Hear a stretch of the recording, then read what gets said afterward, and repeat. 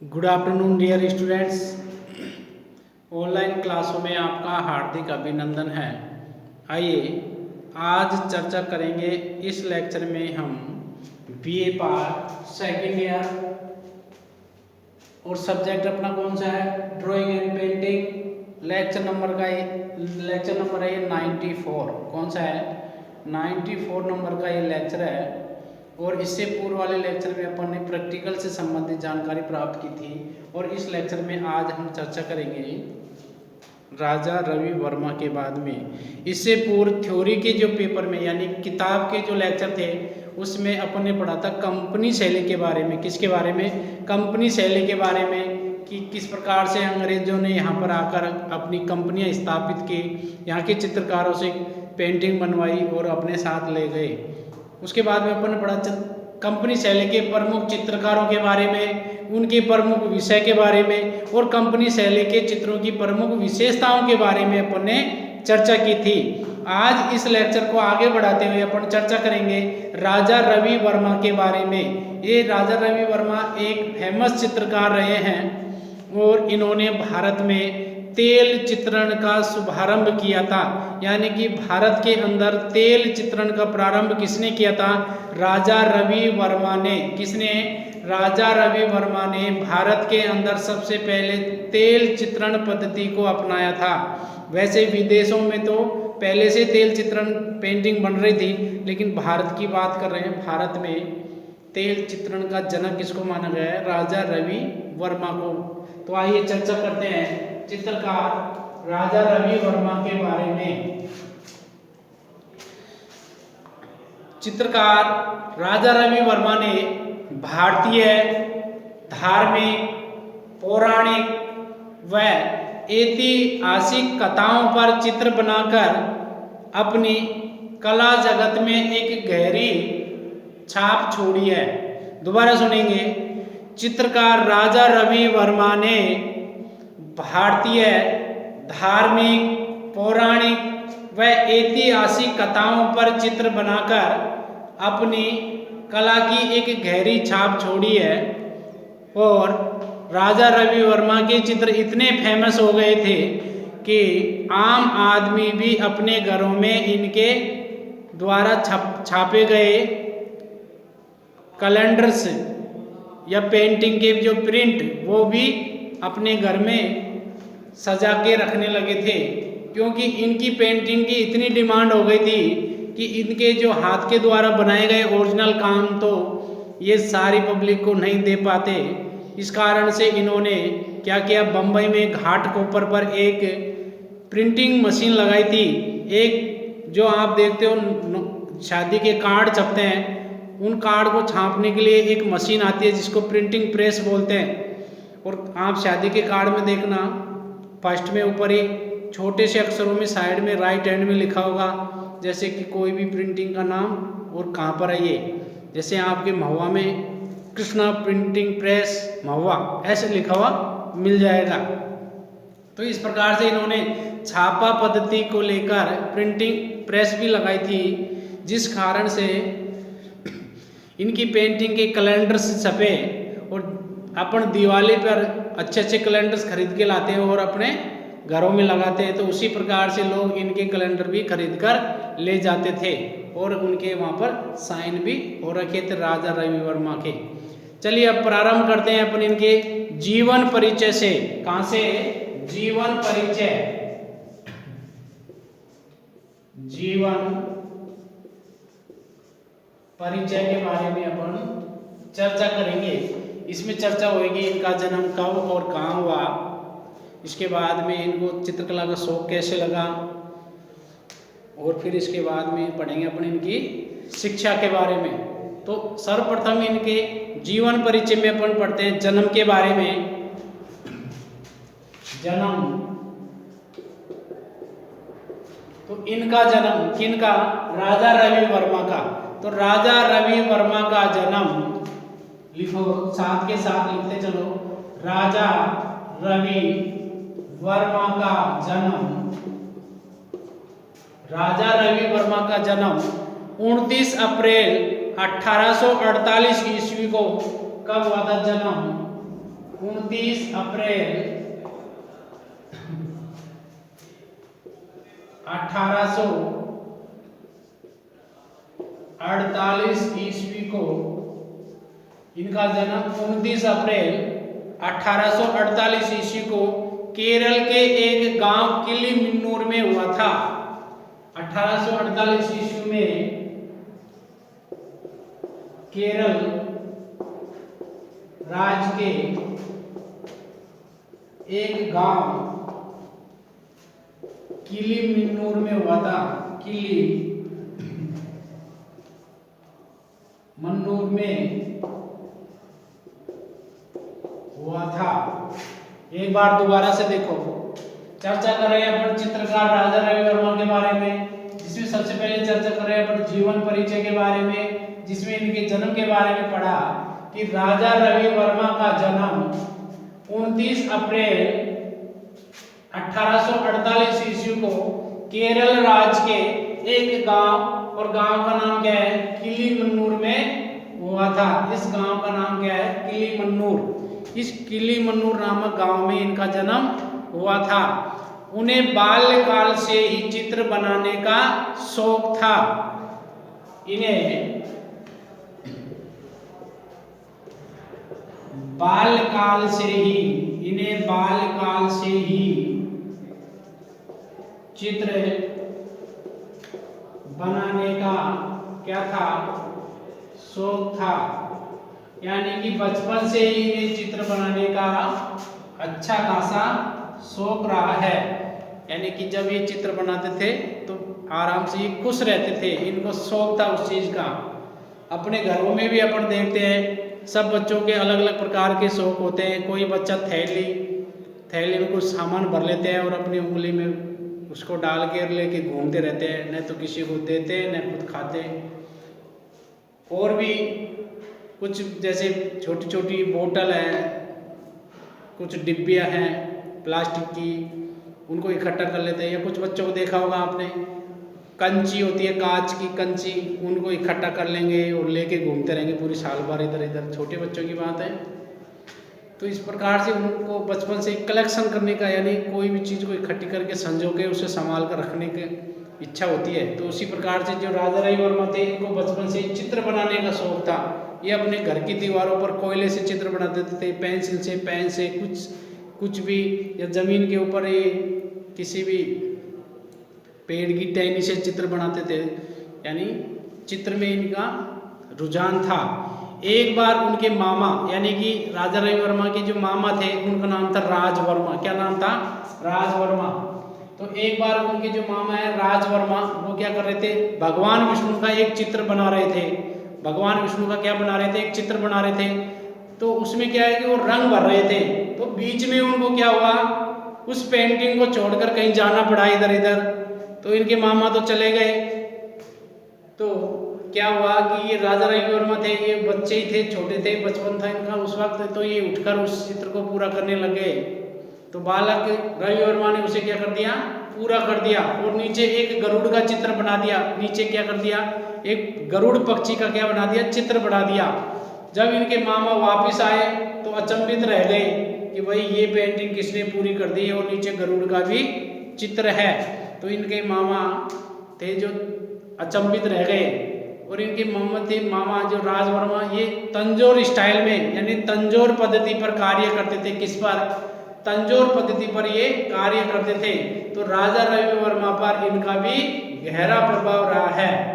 और त्रावणकोर का जो राजघराना था केरल में, त्रावणकोर, किलिमन्नूर, त्रावणकोर, तो त्रावणकोर एक राज परिवार, तो उस राज परिवार के राजघराने से इनका घनिष्ठ संबंध रहा है। मतलब केरल के जो राजा महाराजाओं के पास में राजा रवि वर्मा का आना जाना रहता था। तो पहले अपन इतनी बात लिखेंगे। तो इन्हें बालकाल से चित्र बनाने का शौक था। एक बार उनके मामा राज वर्मा भगवान विष्णु का चित्र बनाकर उसमें रंग भर रहे थे। लिखेंगे, एक बार राजा रवि वर्मा, एक बार राजा रवि वर्मा के चाचा जी, जिनका नाम था राजवर्मा। राजवर्मा। एक बार राजा रवि वर्मा के चाचा जी या मामा जी, चाचा की जगह लिखेंगे मामा जी,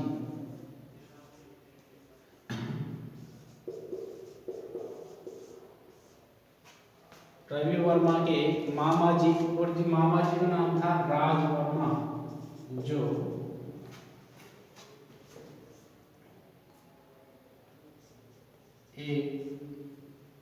जो भगवान विष्णु का चित्र बना रहे थे। मामा का नाम था राजवर्मा, जो भगवान विष्णु का क्या कर रहे थे, चित्र बना रहे थे। क्या कर रहे थे, जो भगवान विष्णु का चित्र बना रहे थे, यानी कि चित्र बनाकर उसमें रंग भर रहे थे। विष्णु का चित्र बनाकर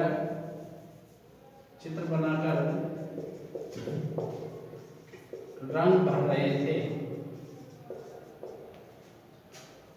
उसी समय उन्हें किसी आवश्यक काम से बाहर जाना पड़ा। बीच में उठकर वे किसी काम से बाहर गए। बीच में ही उठकर वो किसी काम से बाहर गए, तभी राजा रवि वर्मा वहां पहुंचकर उस पेंटिंग को पूरी करने लगे तथा नीचे एक गरुड़ पक्षी का चित्र भी बना दिया। दोबारा से सुनो एक बार कि उन्हें बाल बाल से चित्र बनाने का शौक था। एक बार राजा रवि वर्मा के जो मामा जी थे, उनका नाम था राजवर्मा, जो भगवान विष्णु का चित्र बनाकर रंग भर रहे थे उस चित्र में, तो बीच में उन्हें उठकर किसी काम से वो बाहर गए। तभी राजा रवि वर्मा वहां पहुंचकर उस पेंटिंग को पूरी करने लगे तथा नीचे एक गरुड़ पक्षी का चित्र भी बना दिया। नीचे गरुड़ का चित्र भी बना दिया। तो उनके मामा क्या हो गए, आश्चर्यचकित हो गए, अचंभित रह गए, अभिभूत हो गए। उनके मामा क्या हो गए, अभिभूत हो गए कि ये चित्र किसने तैयार कर दिया, और ये तो बहुत अच्छा किया है। बाद में पता चले कि राजा रवि वर्मा ने तैयार किया है और नीचे गरुड़ भी बना दिया है। इसके मामा कौन सी पद्धति पर कार्य करते थे, तंजोर पद्धति पर कार्य करते थे। किस पद्धति पर, तंजोर पद्धति पर। इसके जो मामा जी थे राजवर्मा, वो तंजोर पद्धति पर कार्य करते थे। तंजोर पद्धति पर। तो इनके मामा का जो प्रभाव था, चित्र बनाने की जो स्टाइल थी, उसका प्रभाव किसके पर भी पड़ा, राजा रवि वर्मा के ऊपर भी इनका प्रमुख रूप से प्रभाव पड़ा। इस प्रकार से त्रावणकोर के राजघराने से भी इनका घनिष्ठ संबंध रहा। किससे, त्रावणकोर के राजघराने से भी इनका घनिष्ठ संबंध रहा। अब चर्चा करेंगे राजा रवि वर्मा की शिक्षा के बारे में। किसके बारे में, शिक्षा के बारे में।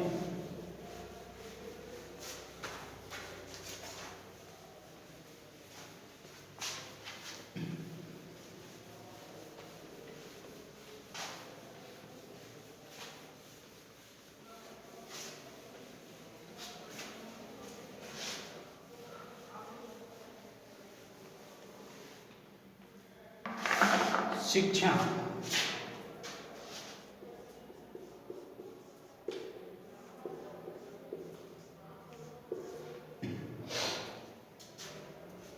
देखिए, इनकी शिक्षा दीक्षा है वो संस्कृत भाषा में हुई थी। किस में हुई थी, संस्कृत भाषा में।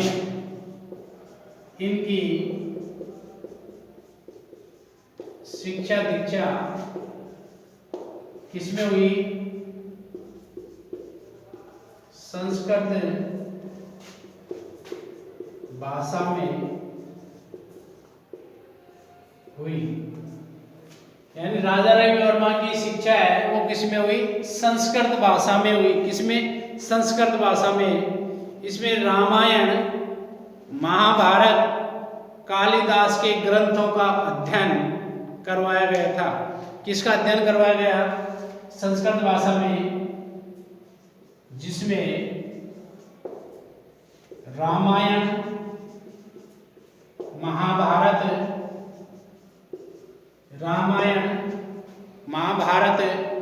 और कालिदास के ग्रंथों का अध्ययन करवाया गया। महाभारत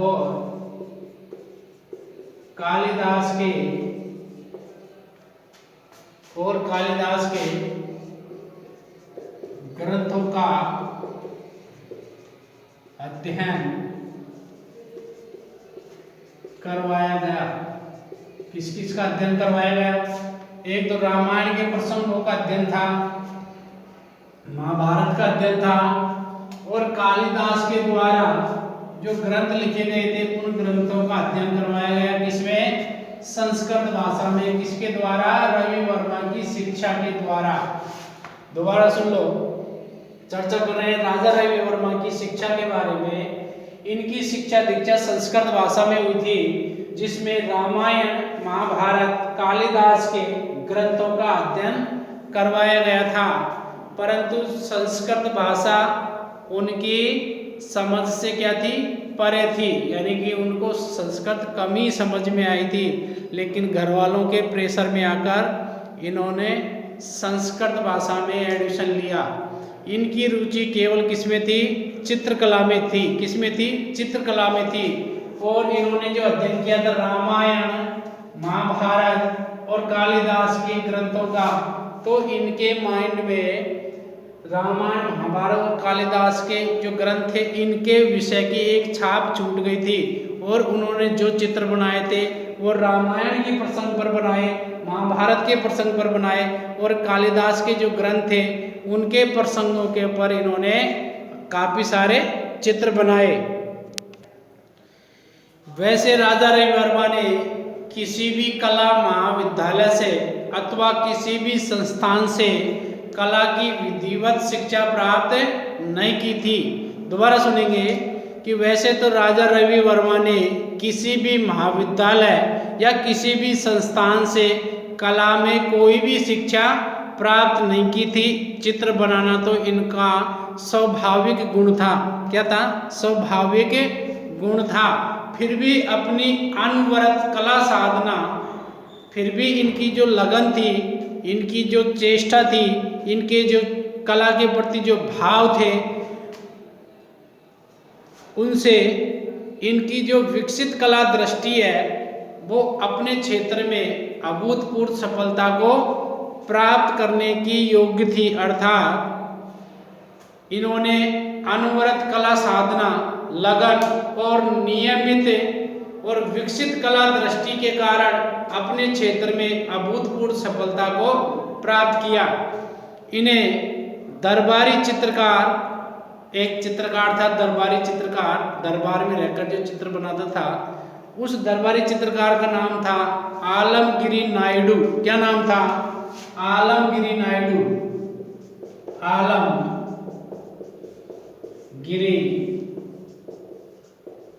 नायडू, उसका नाम था आलमगिरी नायडू। आलमगिरी नायडू। दोबारा सुनेंगे, इन्हें दरबारी चित्रकार जिसका नाम था आलमगिरी नायडू, तो उस आलमगिरी नायडू से कला प्रशिक्षण एवं प्रोत्साहन इनको प्राप्त हुआ था। इन्हें दरबारी चित्रकार जिसका नाम था आलमगिरी नायडू। आलमगिरी नायडू कौन था? दरबारी चित्रकार था। इनसे इनको प्रशिक्षण मिला कला का और इन्हें प्रोत्साहन भी मिला। 1862 ईस्वी की बात है। कब की बात है? 1862 ईस्वी की बात है। 1862 में 1862 में क्या हुआ कि इन्होंने त्रावणकोर का जो नरेश थे, त्रावणकोर के जो राजा थे, त्रावणकोर कहाँ पर है? केरल में है। तो त्रावणकोर के जो राजा थे, उन राजा से इनकी क्या हुई? भेंट हुई। और उस भेंट के अंतर्गत जब इनके जो चाचा जी थे, वो चाचा ने इनका परिचय करवाया किससे? राजा से। तो राजा के सम्मुख चित्रकला की प्रशंसा की तो राजा ने प्रसन्न होकर रवि वर्मा को एक रंगों का डब्बा प्रदान किया था। क्या किया? गिफ्ट में एक रंगों का डब्बा दे दिया। किसको? राजा रवि वर्मा को। कब दे दिया? जब राजा रवि वर्मा को लेकर इनके जो चाचा जी थे वो राजा के दरबार में पहुंचे। राजा कौन सा? त्रावणकोर का राजा। कहाँ पर है? केरल में है। तो राजा इनकी पेंटिंग को देखकर, किसकी? रवि वर्मा की पेंटिंग को देखकर और इनके स्केच देखकर, इनकी कलर करने की स्टाइल को देखकर इतने खुश हुए कि उन्होंने एक कलर का डब्बा मंगवाया और उसको इनाम के रूप में किसको दे दिया? रवि वर्मा को, राजा रवि वर्मा को। तो राजा रवि वर्मा को क्या कर दिया? एक गिफ्ट के रूप में कलर का डिब्बा दे दिया। सन 1868 ईस्वी की बात है। कब की? सन 1861 ईस्वी में। 1868 ईस्वी में, यानी कि 1868 में त्रावणकोर के राजा ने अपने परिवार के तेल चित्र बनवाने के लिए एक सुप्रसिद्ध ब्रिटिश चित्रकार को बुलाया और उस सुप्रसिद्ध ब्रिटिश चित्रकार का नाम था थियोडोर जॉनसन। क्या नाम था? Theodore Johnson. Theodore Johnson.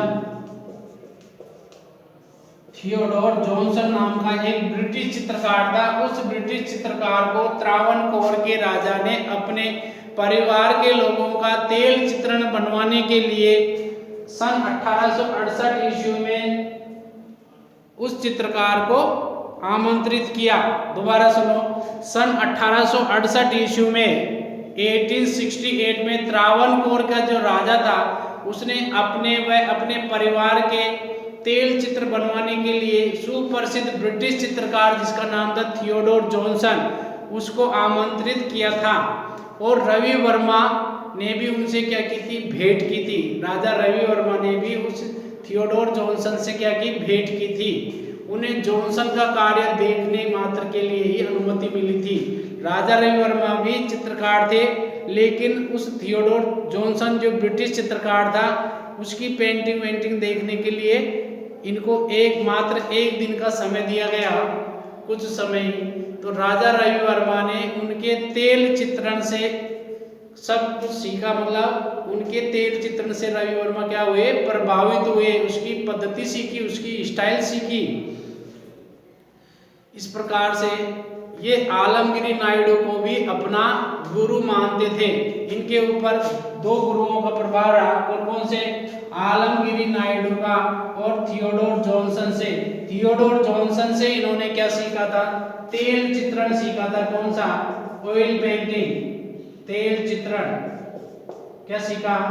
तेल चित्रण सीखा था, जिसको बोलते हैं oil painting. OILPAINTING। Oil painting किससे सीखी? थियोडोर जॉनसन से। अब ये क्वेश्चन ऐसे आएगा कि राजा रवि वर्मा ने तेल चित्रण पद्धति पर कार्य करना किससे सीखा था? या फिर आ जाएगा रवि वर्मा ने तेल चित्रण किससे सीखा था? तो आपका आंसर आ जाएगा थियोडोर जॉनसन से। और ये थियोडोर जॉनसन कौन था? ब्रिटिश चित्रकार था। या फिर दूसरा क्वेश्चन आ जाएगा कि राजा रवि वर्मा ने अपना गुरु किसको माना था? अपना गुरु माना था आलमगिरी नायडू को। किसको माना था? आलमगिरी नायडू को। इन्हें तेल चित्रण सिखाया और आलमगिरी नायडू ने इन्हें टेम्परा पद्धति सिखाई। कौन सी? टेम्परा पद्धति, जिसमें एक्रेलिक पोस्टर कलर से उपयोग होता है। ये जो आलमगिरी थे, इनको ये क्या मानते थे? गुरु मानते थे आलमगीर नायडू को। अंग्रेजी सत्ता के प्रभाव से, अंग्रेजी सत्ता थी जो ब्रिटिश शासक था, उस ब्रिटिश सत्ता के प्रभाव से विदेशी चित्रण पद्धति का अधिक जोर रहा। किसके ऊपर? राजा रवि वर्मा के ऊपर। राजा रवि वर्मा ने भी यूरोपीय शैली के विशेष प्रशंसक व अनुवर्ती कार्य के लिए ये फेमस हो गए थे। दोबारा सुनो कि राजा रवि वर्मा की थियोडोर जॉनसन से भेंट हुई और इनको मात्र उनका कार्य देखने के लिए अनुमति दी गई और राजा रवि वर्मा ने भी तेल चित्रण इनसे ही सीखा था और आलमगीर नायडू को ये अपना गुरु मानते थे। अंग्रेजी सत्ता के प्रभाव से विदेशी चित्रण पद्धति का अधिक जोर इनके ऊपर रहा और रवि वर्मा यूरोपीय शैली के विशेष प्रशंसक व अनुवर्ती बन गए थे। तो ये बात हुई इनकी कला यात्रा के दौरान। और अब बात करेंगे अपन किसके बारे में? इनके कला साधना के बारे में। किसके बारे में? कला साधना के बारे में।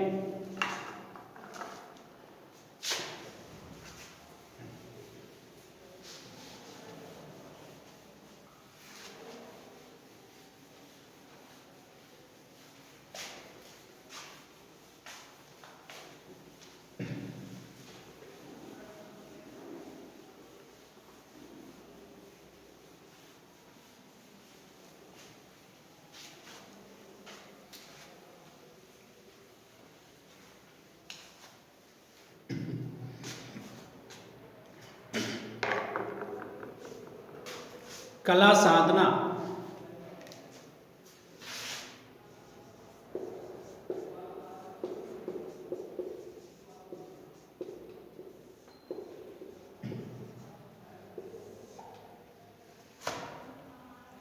देखिए, इन्होंने शाही परिवार के सदस्यों के चित्र भी बनाए थे। शाही परिवार यानी कि राजघरानों के। त्रावणकोर के राजा थे, वो इन्हें क्या करते थे? अपने दरबार में आमंत्रित करते थे और वहां जाकर इन्होंने क्या किया? शाही लोगों के यानी कि राज परिवार से बिलोंग करने वाले लोगों के व्यक्ति चित्र भी बनाए थे। तो लिखेंगे इन्होंने शाही परिवार के सदस्यों के चित्र भी बनाए। इन्होंने, अब इन्होंने किन्होंने? तो आप नाम ही लिख लो। राजा रवि वर्मा ने शाही परिवार के व्यक्ति चित्र भी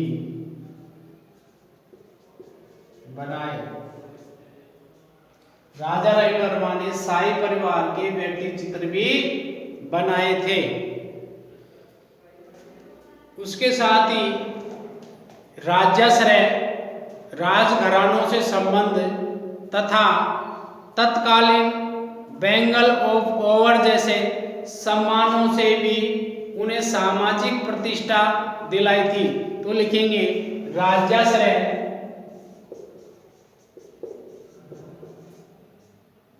राज्याश्रय होते हैं यानी कि राजा के अंडर में रहकर आश्रय लें, तो राज्याश्रय। उसके अलावा राजघरानों से संबंध, राजघरानों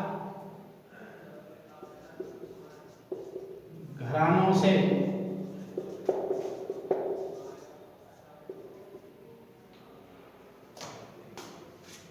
राज्याश्रय, राजघरानों से संबंध तथा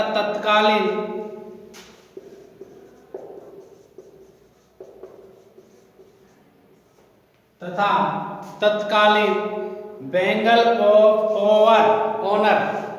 कौन सा? बेंगल ऑफ आवर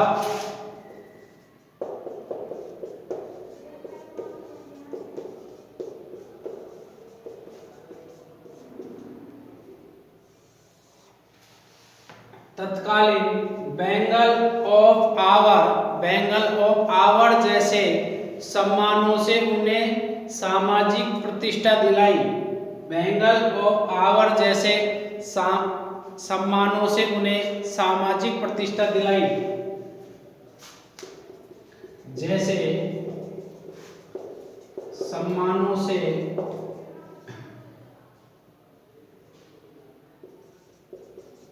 इन्हें सामाजिक प्रतिष्ठा दिलाई। एक बार दोबारा से देख लो पूरी लाइन को। अपन बात कर रहे हैं कला साधना की। राजा रवि वर्मा ने शाही परिवार के व्यक्ति चित्र भी बनाए थे। शाही परिवार राजा महाराजाओं के, उनके बच्चों के,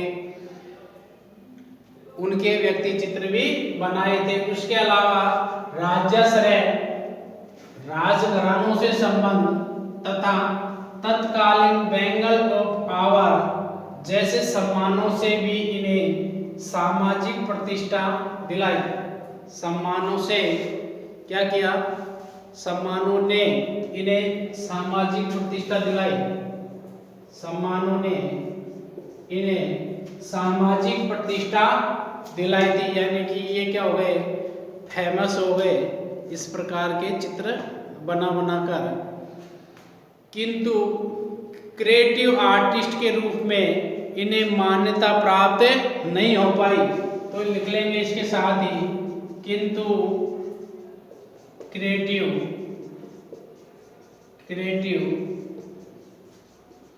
आर्टिस्ट की मान्यता ये प्राप्त नहीं कर पाए। क्या नहीं कर पाए? किंतु ये क्रिएटिव आर्टिस्ट की मान्यता को ये प्राप्त नहीं कर पाए। क्यों नहीं कर पाए? क्रिएटिव आर्टिस्ट कौन होता है? जो अपने कार्य में सृजनात्मक रूप प्रदान करे, अर्थात अपने कार्य में अच्छी अच्छी प्रकार की क्रिएटिविटी करे। अब इन्होंने क्यों नहीं कर पाई? क्योंकि ये विदेशी पद्धति पर भारत में रहकर कार्य कर रहे थे। उसमें सब्जेक्ट तो थे कौन से? भारत देश के, जैसे रामायण और महाभारत और कालिदास के ग्रंथ, इनके विषयों से लेकर तो विषय तो अपने भारत के थे। और जो चित्र बनाने की जो स्टाइल थी, रंग लगाने की जो स्टाइल थी, कलर मिक्स करने की जो स्टाइल थी और चित्रण की जो पद्धति थी वो कैसी थी? वो विदेशी थी। कैसी थी? यूरोपीय शैली में थी। यूरोपीय शैली में प्लस भारतीय शैली का इन्होंने क्या किया? एक संयोग किया। और भारतीय शैली को किसके अनुसार चित्रित किया? यूरोपीय शैली के अनुसार। इस कारण से इनकी कोई एक विशेष शैली उत्पन्न न हुई और इसी कारण से ये क्रिएटिव आर्टिस्ट नहीं बन पाए। वैसे तो इन्होंने रियलिस्टिक कार्य किया था। कैसा कार्य किया? रियलिस्टिक कार्य किया, जो बिल्कुल वास्तविक जैसे दिख रहा है वैसे के वैसे बना देते हैं, तो वो रियलिस्टिक कार्य होता है। रियलिस्टिक कार्य में ये पारंगत थे, लेकिन इन्होंने अपनी लाइफ में पर्सनली कोई स्टाइल नहीं बना पाई। अगर यदि ये बनाते तो इनकी भी एक शैली बन जाती जिसका नाम हो जाता रवि वर्मा शैली।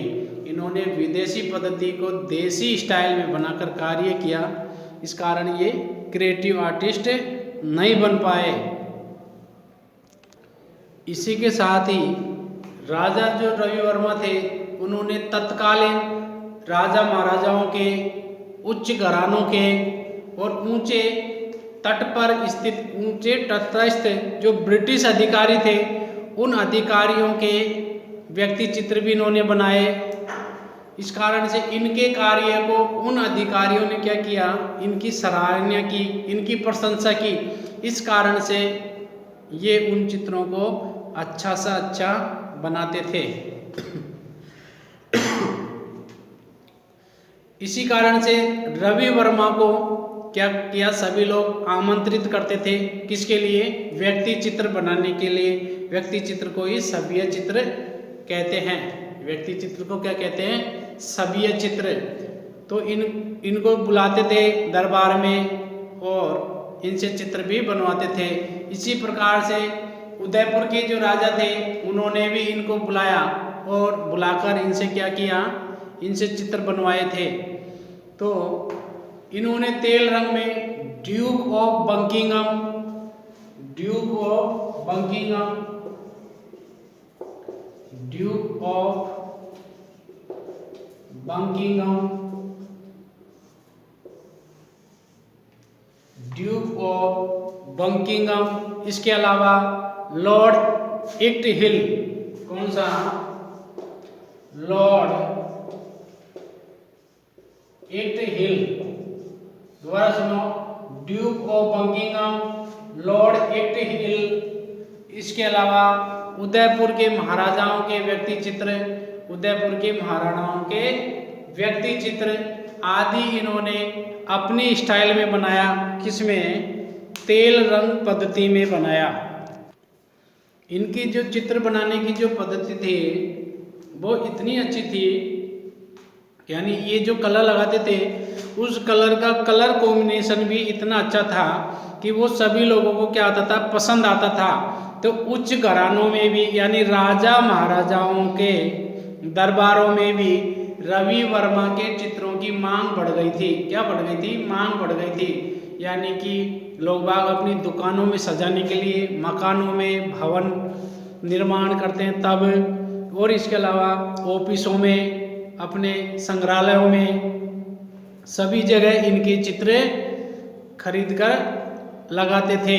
तो उच्च घरानों में भी रवि वर्मा के चित्रों की मांग इतनी बढ़ गई थी कि उसे अपने जीवन काल में पूरा करना संभव नहीं था। यानी कि यदि उनका जीवन काल 100 की जगह 200 साल हो जाता तो भी ये उन चित्रों की पूर्ति नहीं कर सकते थे।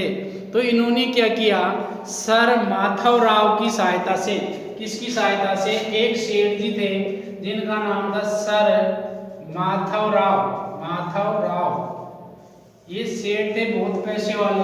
तो इन्होंने सर माधवराव की सहायता से क्या किया, 1894 ईस्वी में, सन 1894 ईस्वी में, कब की बात है, सन 1894 ईस्वी में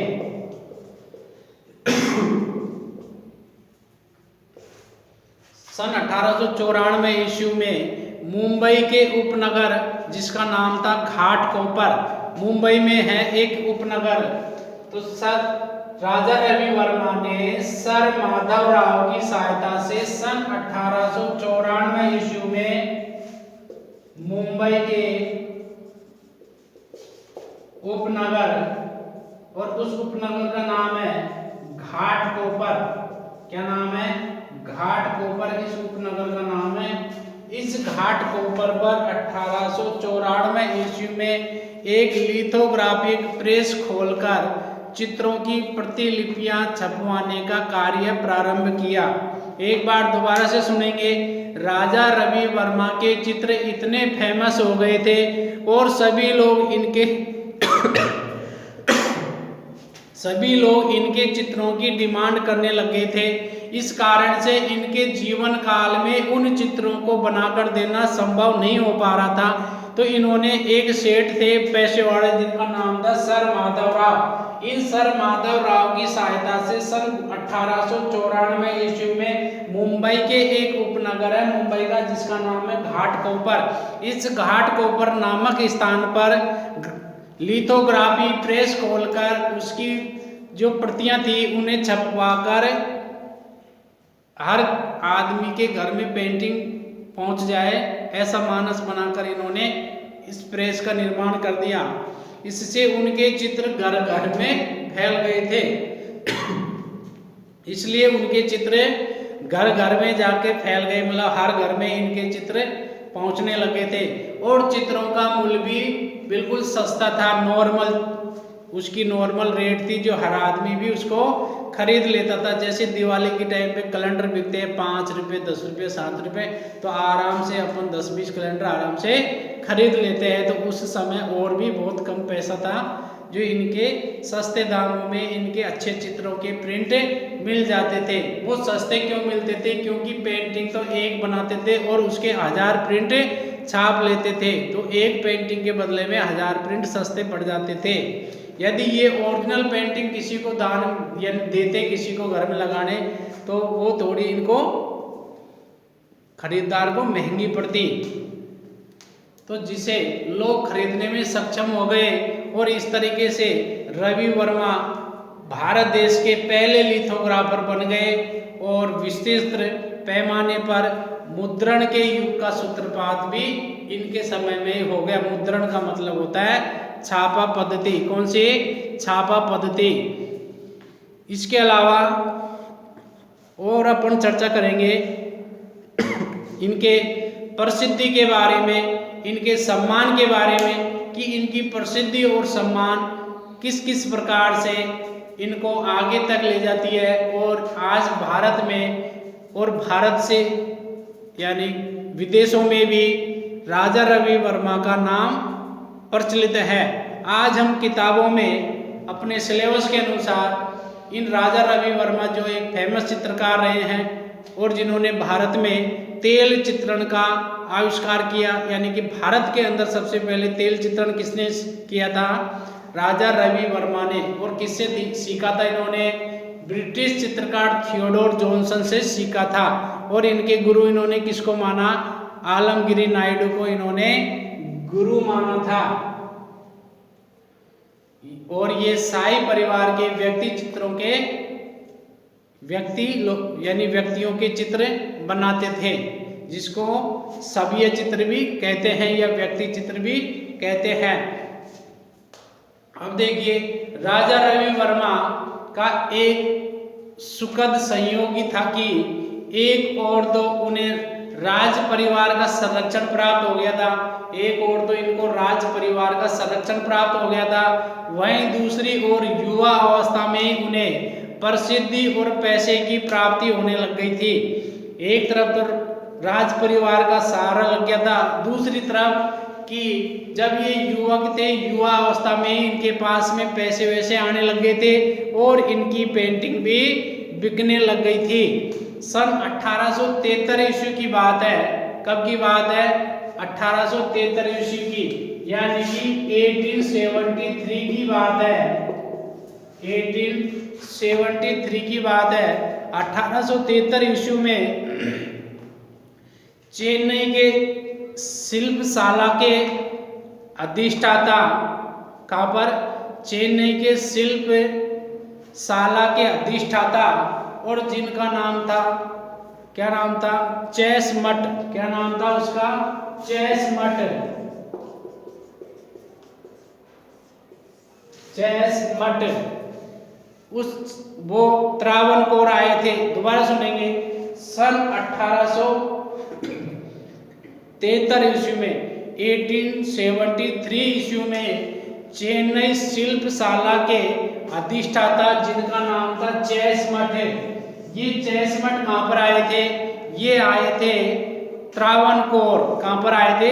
त्रावणकोर है केरल के अंदर। त्रावणकोर में ही आए थे और वहाँ पर राजा रवि वर्मा की चित्रकारी को इन्होंने देखा। तो राजा रवि वर्मा की चित्रकला को देखकर ये प्रभावित हो गए थे। कौन? चेसमट। तो चेसमट ने राजा रवि वर्मा को चेन्नई कला प्रदर्शनी के लिए चित्र बनाने का अनुरोध किया। इन्होंने राजा रवि वर्मा को कहा कि आप, हमारी एक प्रदर्शनी है, उस प्रदर्शनी में आइए और उसमें चित्र बनाइए। तो चेसमट भी क्या हो गया? खुश हो गया राजा रवि वर्मा की चित्रकारी को देखकर। त्रावणकोर के जो महाराजा थे, त्रावणकोर के महाराजा का जो संरक्षण प्राप्त हुआ, वो अथक परिश्रम द्वारा एक चित्र निर्मित किया गया, जिसमें एक नायर महिला अपने बालों में चमेली का तेल लगाते हुए इन्होंने एक पेंटिंग तैयार की, और जिसका नाम क्या था? नायर महिला अपने बालों में चमेली का तेल लगाते हुए एक फेमस पेंटिंग बनाई। और वो पेंटिंग इन्होंने किस में बनाई? ऑयल कलर में। किस में बनाई? ऑयल कलर में। तो अभी ये जो चर्चा हुई, ये हुई राजा रवि वर्मा के कला साधना के बारे में। बाकी की चर्चा अपन नेक्स्ट लेक्चर में करेंगे।